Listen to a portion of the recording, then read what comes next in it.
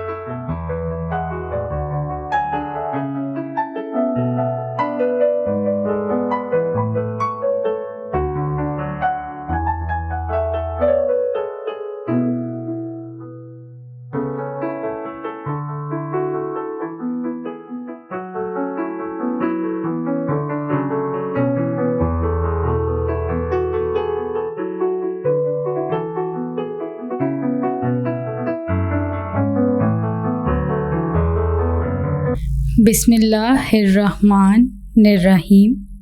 अस्सलामुअलैकुम। Class 3 unit 3 हमारा जारी है। इसका 4 लेक्चर जो है वो आज हम स्टार्ट कर रहे हैं। स्टूडेंट्स, हमने प्रीवियस लेक्चर में क्वेश्चन नंबर 6 तक कंप्लीट कर लिया था। अब हम क्वेश्चन नंबर 7 आज करेंगे। तो students, open your book, page number 35। Have you opened your books? Okay, look at the white board. Question number 7, are these things living और non-living? How can you tell? Write L for living and NL non-living in the blank space. Students, यहाँ पर कुछ pictures मैंने draw की हैं। आपने बताना है कि इन पिक्चर्स में कौन सी पिक्चर्स, कौन सी थिंग्स लिविंग हैं और कौन सी नॉन लिविंग है। तो हम 1 बाय 1 डिस्कस करते हैं पिक्चर्स को, और उसके अलावा हम इसमें जो ब्लैंक बॉक्सेस नज़र आ रहे हैं आपको, हम इसे फिल करेंगे। स्टार्ट करते हैं। स्टूडेंट्स, सबसे पहले आप देख सकते हैं आंट। स्टूडेंट, आंट क्या है? लिविंग थिंग है या नॉन लिविंग थिंग है? जैसा कि आप जानते हैं कि लिविंग थिंग्स जो हैं वो जानदार, जो कि मूव कर सकते हैं, ग्रो कर सकते हैं और खा सकते हैं, रिप्रोडक्शन कर सकते हैं, तो उन्हें हम लिविंग ऑर्गेनिजम्स या लिविंग थिंग्स कहते हैं। तो आंट क्या है? Living thing. इस वजह से हम इसमें एल लिखेंगे, जो क्या रिप्रेजेंट कर रहा है? Living thing. स्टूडेंट, नेक्स्ट है मशरूम। तो स्टूडेंट्स, क्या आप मुझे बता सकते हैं कि मशरूम क्या है? मशरूम लिविंग थिंग है या नॉन लिविंग थिंग है?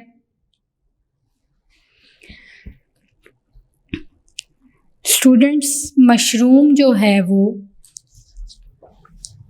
नॉन लिविंग थिंग है। ये मूव नहीं कर सकता अपनी जगह से, खा नहीं सकता। ठीक है स्टूडेंट्स। नेक्स्ट है क्लाउड्स। ये क्या हैं? क्लाउड्स। तो क्लाउड्स क्या हैं? लिविंग थिंग है या नॉन लिविंग थिंग है? Non living things. ये आप देख सकते हैं, एक पॉट है, उसके अंदर फ्लावर प्लांट लगा हुआ है और फ्लावर है, तो ये जो प्लांट्स हैं वो लिविंग थिंग्स हैं या non living things? Living things. Students ये बुक है और बुक जो है वो आपको पता है नॉन लिविंग थिंग है, मूव नहीं कर सकती, ना ही ग्रो करती है, इस वजह से हम इसे नॉन लिविंग थिंग कहेंगे। ये स्टूडेंट क्लॉक है, क्लॉक भी नॉन लिविंग थिंग में आती है। Flag non living things, cat living things. और स्टूडेंट्स इसके अलावा जो आपकी बुक में पिक्चर्स बनी हैं जिसमें एक बेबी दिखाया गया है, तो बेबी क्या है? Living thing. इसके अलावा स्नेल है, वो भी लिविंग थिंग में आता है। और यहाँ पर एक बैग दिया गया, बनाया गया है, ये क्या है? Non living thing. Is it clear? Next student, page number 36 पर एक्टिविटी दी गई है। अगर आप अपने घर में इसे परफॉर्म करना चाहते हैं तो मैं ये एक्टिविटी आपको समझा देती हूँ। आप अपने पेरेंट्स की मदद से इस एक्टिविटी को अपने घर में परफॉर्म कर सकते हैं। तो एक्टिविटी क्या है? पेज नंबर 36 खोलें। Put 2 small flowering plants in plant pots. Place the plant pots on a window sill. Water one plant every day. Do not water the other. Students हमने 2 पॉट्स लेने हैं यानी कि गमले, और उन्हें जो है वो हमने एक को विंडो के पास रख देना है, दोनों को, और उसके बाद हमने यानी उनमें फ्लावरिंग प्लांट्स लगाने हैं। और जैसे आप रोज़ प्लांट लगा सकते हैं, उसमें आपने पॉट में लगाना है। जैसे आप यहाँ पर देख सकते हैं, ये पॉट है और इसके अंदर एक फ्लावर लगा हुआ है और ये ब्रांचेस और इसके लीव्स। बट आपने एक रोज़ प्लांट लिया, इस तरह के 2 पॉट लेने हैं आपने। उन दोनों पॉट को आपने विंडो के पास रखना है और उसके बाद उसमें जो है वो आपने एक प्लांट को पानी देना है डेली और एक को नहीं देना। और उसके बाद क्या करना है? आपने देखना है कि क्या वो ग्रो करता है, कितना ग्रो करता है।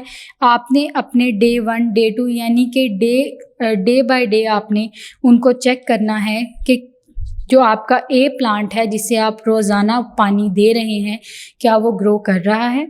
इसके अलावा आपने देखना है जो आपका प्लांट बी है जिसे आपने पानी नहीं दिया, तो उसकी क्या ऑब्जर्वेशंस हैं और वो किस तरह ग्रो कर रहा है या नहीं कर रहा।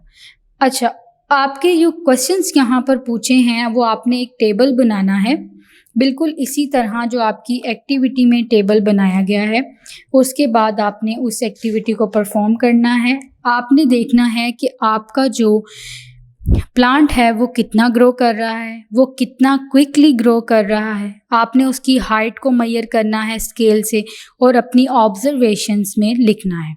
फिर उसके बाद उसकी पिक्चर्स को लेना है और आपने फिर बताना है कि आपका जो प्लांट है वो कितना ग्रो किया। स्टूडेंट्स इसी तरह यहाँ पे एक और क्वेश्चन उन्होंने कहा है कि आपने नॉन लिविंग थिंग्स और लिविंग थिंग्स की अपनी क्लासरूम में से पिक्चर्स लेनी है ताकि आपको डिफरेंस पता चल सके कि जो लिविंग थिंग्स हैं और नॉन लिविंग थिंग्स हैं क्या डिफरेंस है।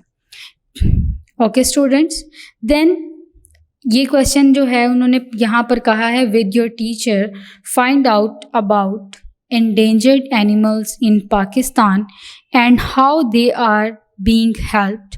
If you can, look up the World Wildlife Fund and find out about the work it does.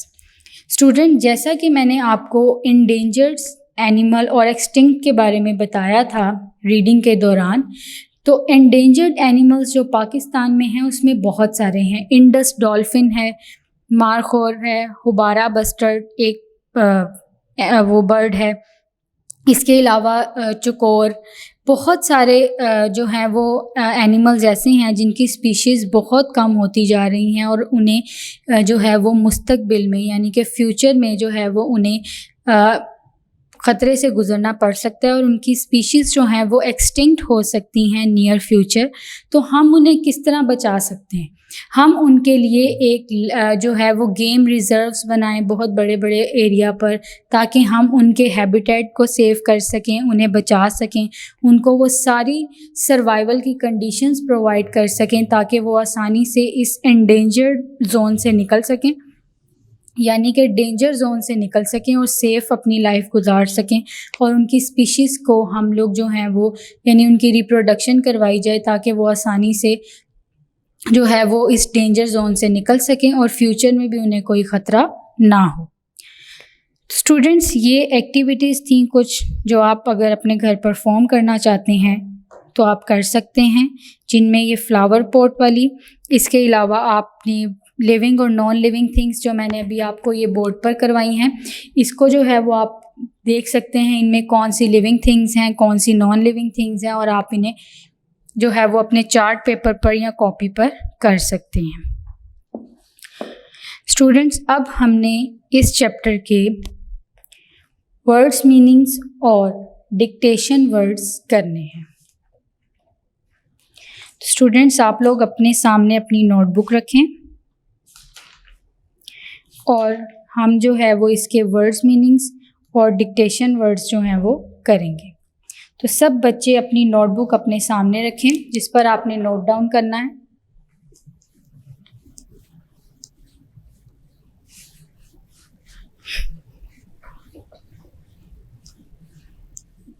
Pencil अपने हाथ में रखिए, साथ साथ नोट डाउन करते जाइए डिफ़िकल्ट वर्ड्स के मीनिंग्स, डिक्टेशन वर्ड्स।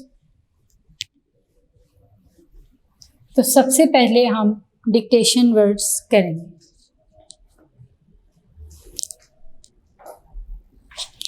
मैं यहाँ पर डिक्टेशन वर्ड्स पहले लिख रही हूँ, फिर मैं आपको इसको पढ़ाऊँगी।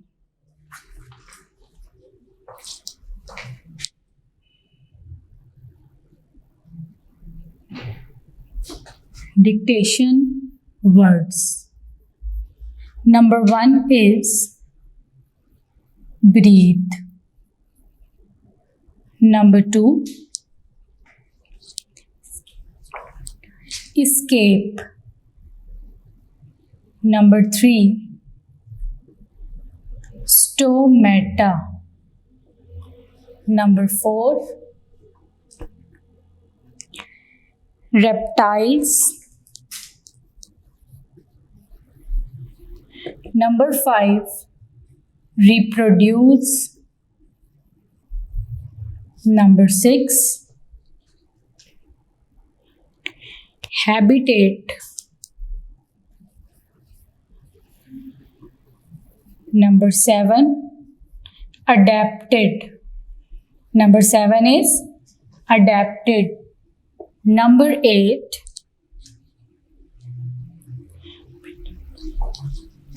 predator. Number 9, ecosystem. Number 10,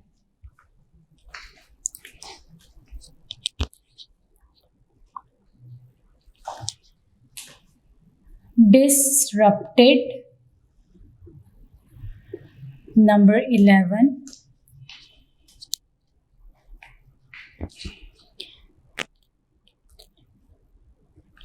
volcanic. Number 12, extinct. Number 13, pollution. Number 14, volcanic. And number 15 is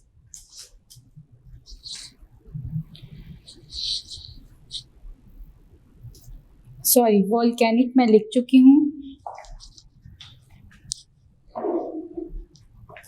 environment आएगा यहाँ पर, environment, and number 15 is endanger. Students, these are 15 dictation words. We are going to read one by one. Breathe. B-R-E-A-T-H-E. Breathe. क्या है? Breathe. Number 2, escape, ESCAPE, escape. Number 3, stomata, STO, sto, MA, stomata. Number 4, reptiles, REP, rep, TILES, reptiles.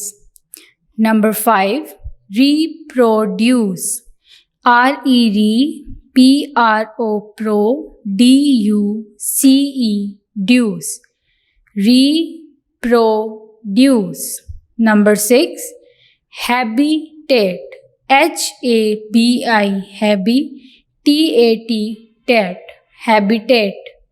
Number 7, adapted, ADAPTED, adapted. Number 8, predator, PREDATOR, predator. Number 9, ecosystem, ECO, eco, SYSTEM, system, ecosystem. Number 10, disrupted, DIS, dis, RUP, rup, TED, ted, disrupted, disrupted. Number 7, volcanic, VOL, vol, CANIC, volcanic. Number 12, extinct, EXXTINCT, extinct. Number 13, pollution, POLLUTION,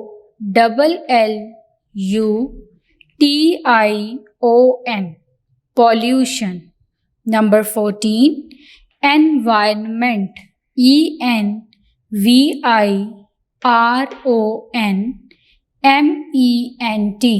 environment. Number 15, endangered, ENDANGERED,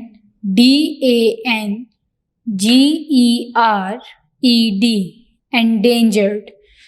Breathe, escape, stomata, reptiles, reproduce, habitat, adapted, predator, ecosystem, disrupted, volcanic, extinct, pollution, environment, endangered. Is it clear? Students, ये 15 dictation words हैं, but in words के अलावा जो words आपके आ रहे हैं इसमें आपके रीडिंग के दौरान, जो भी डिफ़िकल्ट वर्ड्स हैं, इनके अलावा आपने उनको भी अच्छे से याद करना है और उनके स्पेलिंग्स भी अच्छे से याद करने हैं. अब स्टूडेंट्स हम वर्ड्स मीनिंग्स करेंगे. डिक्टेशन वर्ड्स हमारे हो गए हैं 15. अब हम वर्ड्स मीनिंग्स करेंगे. आपने इनके स्पेलिंग्स को अच्छी तरह याद करना है और इन्हें आप यूं पैचेस के फॉर्म में भी याद कर सकते हैं, जैसे रिप्रोड्यूस. आपकी आसानी के लिए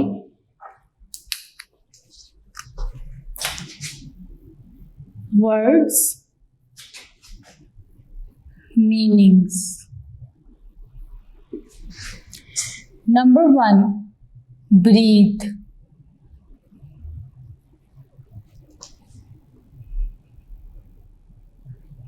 सांस लेना. Number 2, crawl.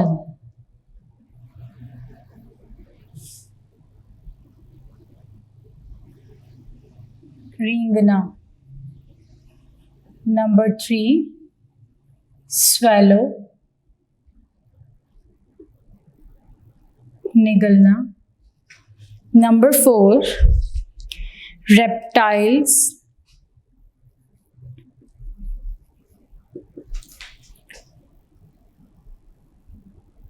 रेंगने वाले जानवर।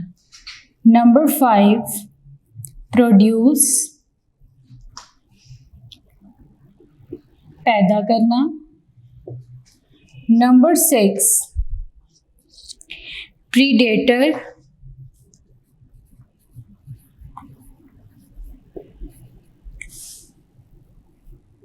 शिकारी। नंबर 7 ग्रासलैंड, चरागाहें। नंबर 8 एनवायरनमेंट,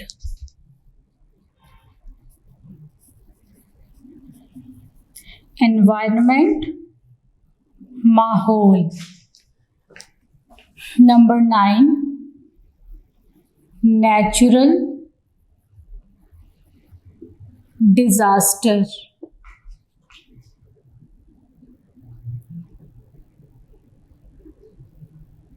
कुदरती आफात।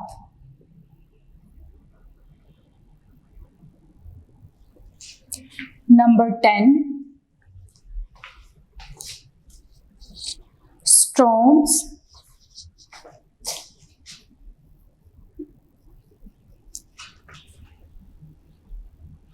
तूफान।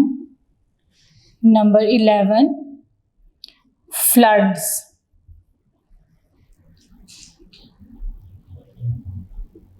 सैलाब। Number 12 pollution,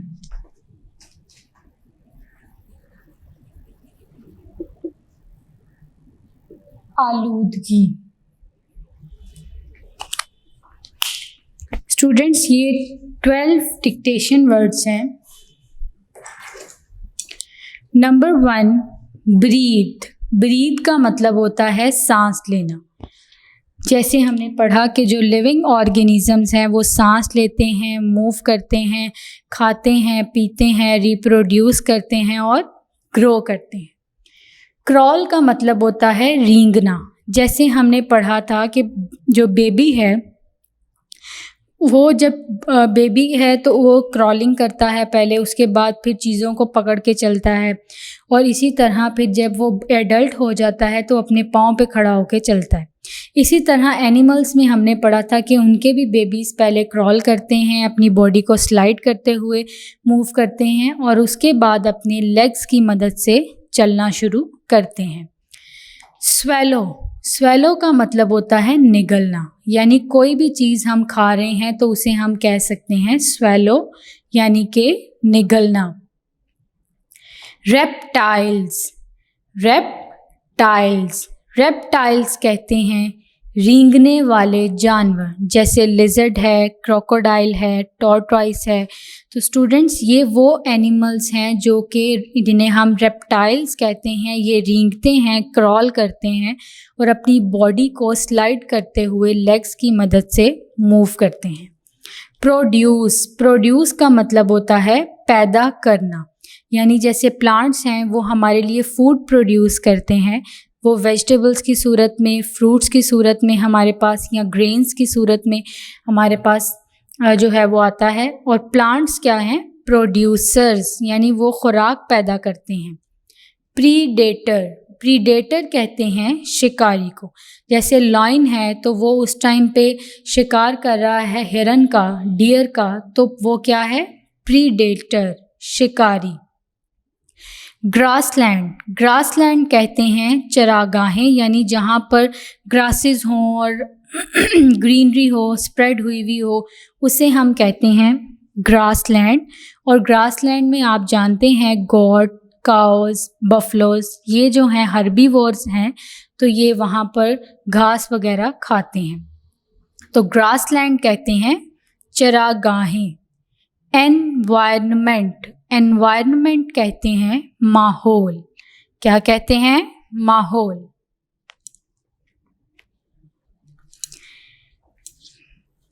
number 9, natural disasters.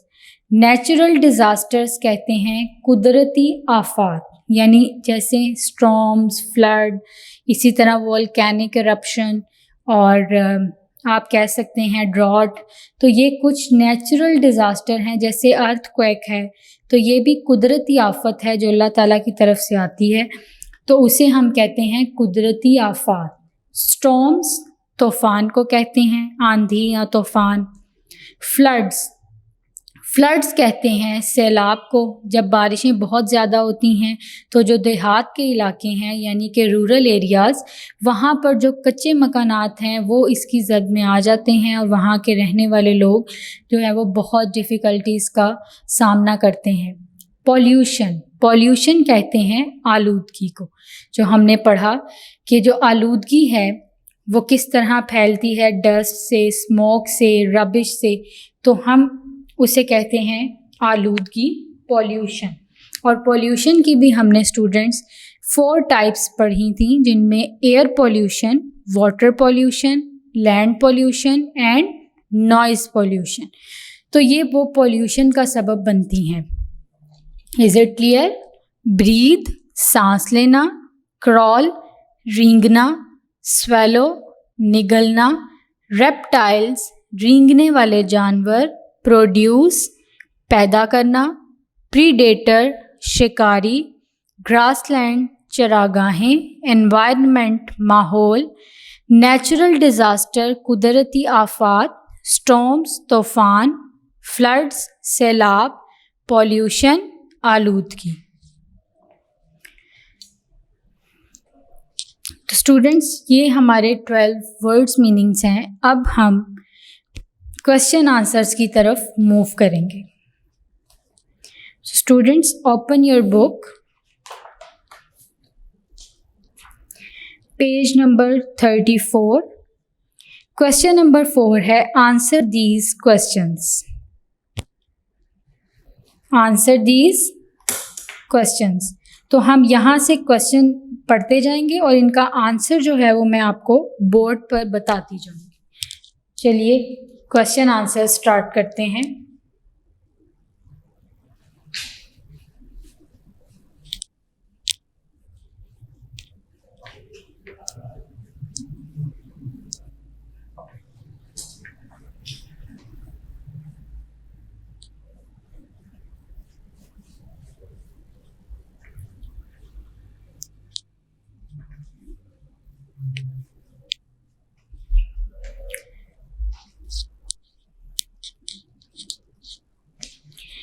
Question number 1. What do animals use their sense organs for? Students, question number 1 का आंसर क्या है कि एनिमल्स जो हैं वो किस तरह अपने सेंस ऑर्गन्स को यूज़ करते हैं और क्यों करते हैं।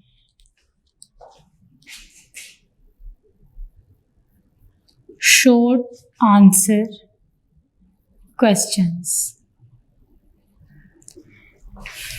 Answer number 1. See book, page number 25। अब मैं रीड कर रही हूँ, आप सब जो है वो पूरी अटेंशन से सुने। Animals use their sense organs to search for food and to sense danger. Student, ये पेज नंबर 25 पर फीलिंग्स वाला जो आपका टॉपिक है उसमें 4th लाइन में इसका आंसर मौजूद है। Animals use their sense organs to search for food and to sense danger. Is it clear?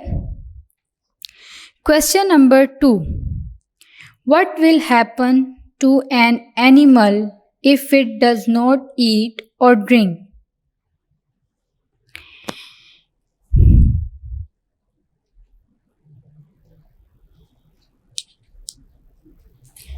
Answer 2.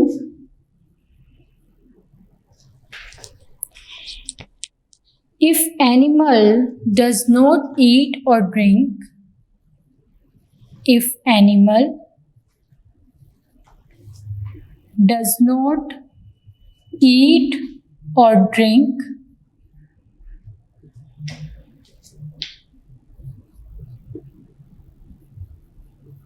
it would become die. अगर एनिमल जो है वो खाए और पिएंगे नहीं तो वो मर जाएंगे.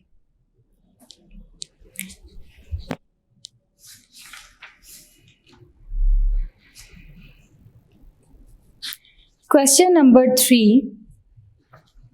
Which organ helps a fish to breathe? Fish का कौन सा ऑर्गन है जो उसे सांस लेने में मदद देता है? जैसे हमारे पास अल्लाह ताला ने हमें लंग्स दिए हैं जिनकी मदद से हम जो है वो सांस लेते हैं. तो स्टूडेंट्स आंसर नंबर 3 है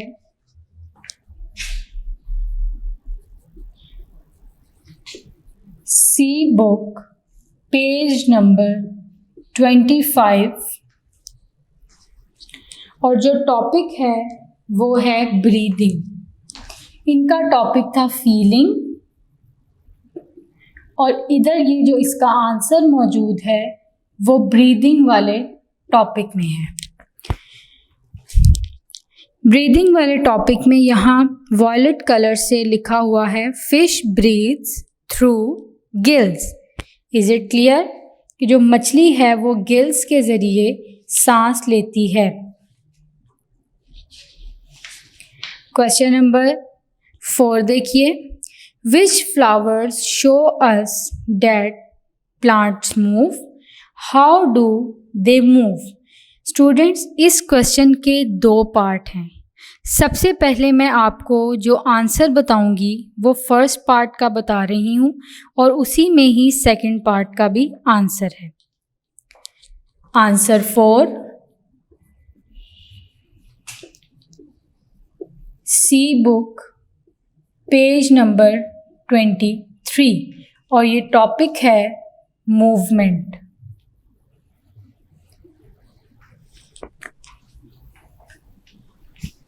अब तमाम बच्चे तवज्जो से सुने.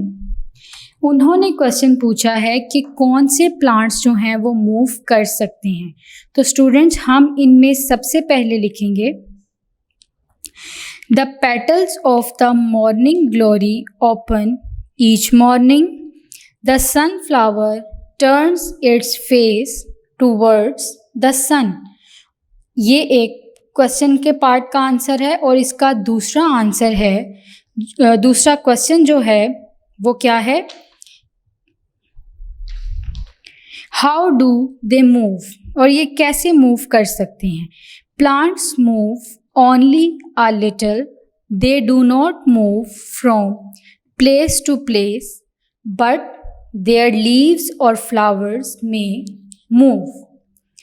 स्टूडेंट्स सबसे पहले आपने जो ये 2 फ्लावर्स के बारे में लिखा हुआ है इसके आंसर में आपने पहले ये लिखना है और उसके बाद जो मैंने अभी पढ़ा मूवमेंट में first line plants move only a little, यहाँ से लेकर सेकंड लाइन फ्लावर्स में मूव यहाँ तक. तो इसका आंसर ये है. क्वेश्चन नंबर 5 देखिए. What happened to the dinosaurs and the doo-doo? Answer number 5. इसका आंसर है पेज नंबर 31.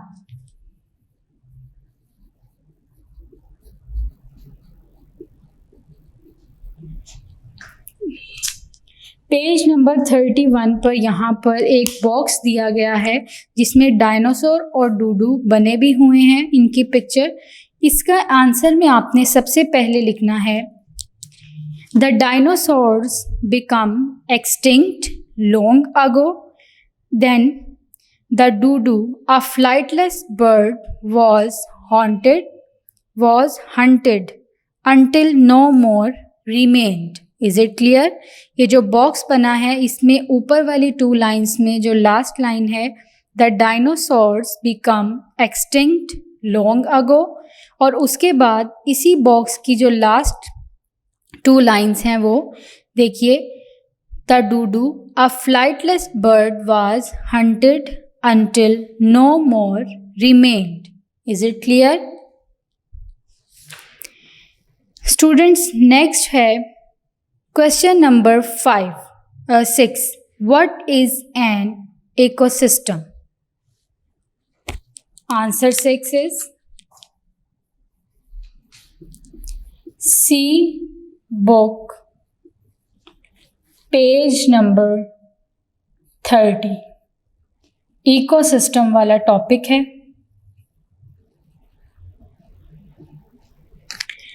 आंसर नंबर 6 क्या है? पेज नंबर 30 खोलें। Plants and animals depend on each other, यहाँ से ये टॉपिक स्टार्ट हो रहा है इकोसिस्टम का, बट आंसर है इसका 6th लाइन देखिए, the living things in a particular place interact with each other and with their non living environments, weather, earth, sun, soil, climate, atmosphere, this is called an ecosystem. Is it clear? इसका answer इस topic में line number 6 से start हो रहा है और जहाँ पर बोल्ड इकोसिस्टम लिखा है वहाँ तक इसका आंसर है। Is it clear students? ये 6 क्वेश्चंस हैं जिनके आंसर्स मैंने आपको बता दिए हैं, या आपने अपनी कॉपी पे नोट डाउन करने हैं, और आपका जो है वो चैप्टर, ये यूनिट नंबर 3 आपका कंप्लीट हो गया है हर तरह से, इसकी एक्सरसाइजेस वगैरह सब कुछ।